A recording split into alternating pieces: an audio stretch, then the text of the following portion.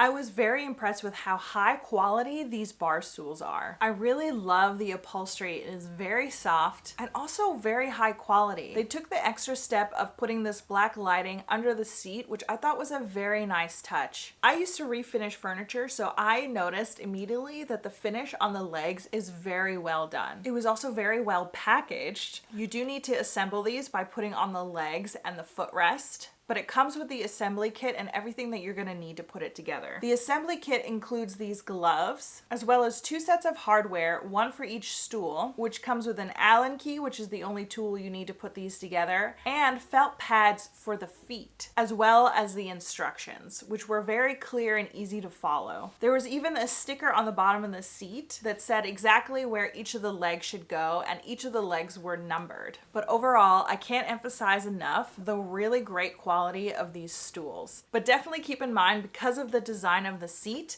that it is not designed for big, juicy booties. Okay? This is for more petite tushies, if I could put it politely.